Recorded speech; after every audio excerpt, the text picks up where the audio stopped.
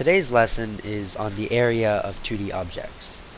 We'll be covering rectangles, triangles, and circles. The area of a rectangle is the same as the area of a square, since squares are rectangles. The same concepts and formula apply.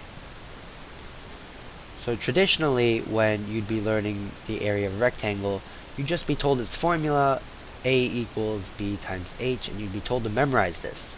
But I'm actually going to visually derive the area of a rectangle because I think not only is it another sort of sensory input, another way to teach information that's great for visual learners who like to imagine things, but also I think it will help you learn and retain the information better.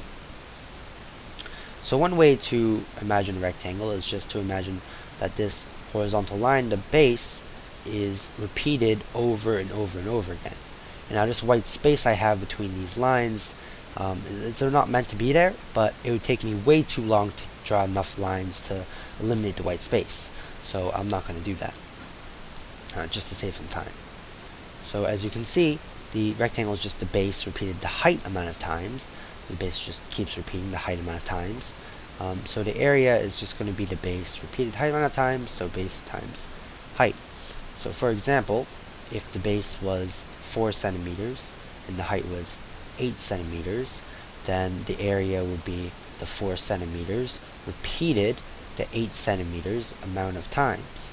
So that's going to be 4 times 8 is equal to 32 square centimeters.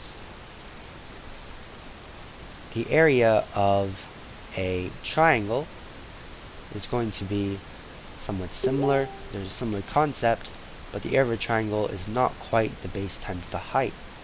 As you can see here, the base gets smaller and smaller and smaller as you travel up a triangle.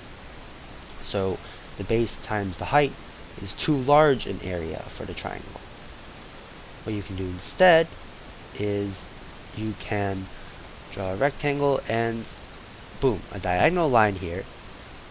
You divide the rectangle into two triangles, and so you know the area of the rectangle is the base times the height, as we showed up here. And since this triangle is just half of the rectangle, we have the base times the height divided by 2.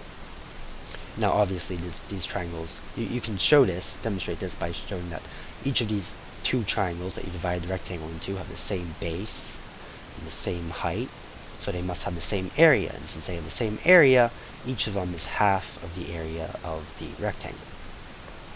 And now you might ask, okay, so what about triangles that don't fit into rectangles, like this? You can draw this triangle again anywhere, you're not going to make a rectangle. So what you can do instead is make two rectangles. So this triangle you can draw it again here, this triangle you draw it again here. You have two rectangles here, and the same idea applies as we had up here. So as you can see, the area here is equal to area here is equal to area here, so the area of this entire triangle is equal to the area of this entire area outside the triangle.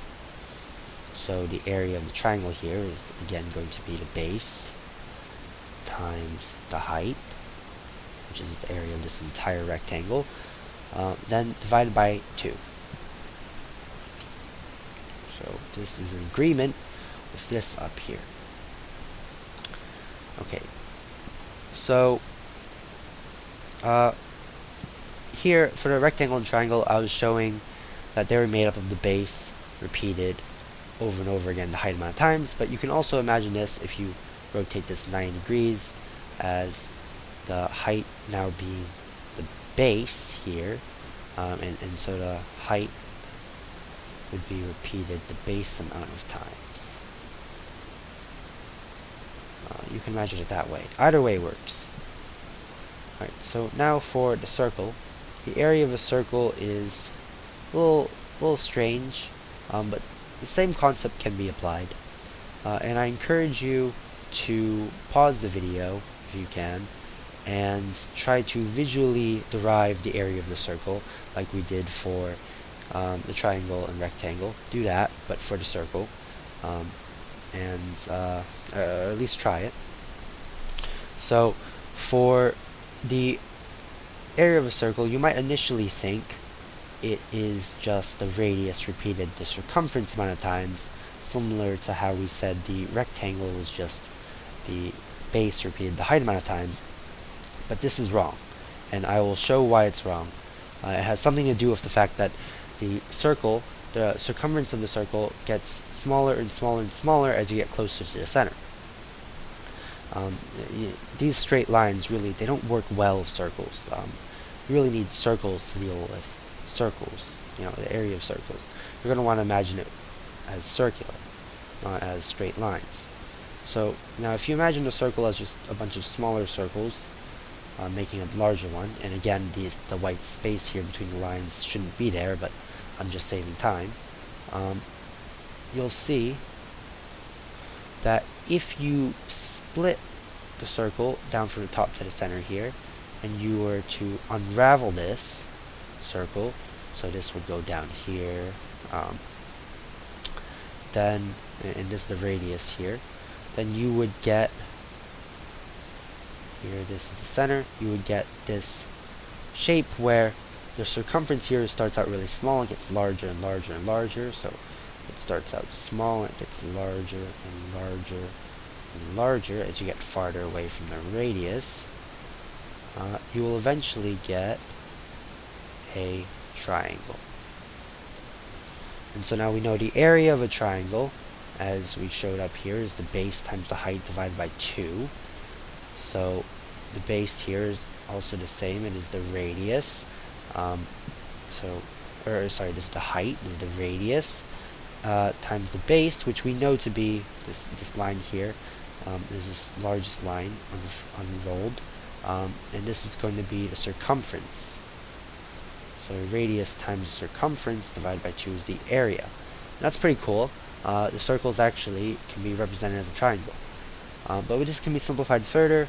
The circumference is 2 times the radius times pi, and you're just going to have to believe me on this one right now. The pi is a special number where the 2 times the radius, which is diameter, multiplied by pi gives you a circumference. And I would show that visually, but I'm running out of time.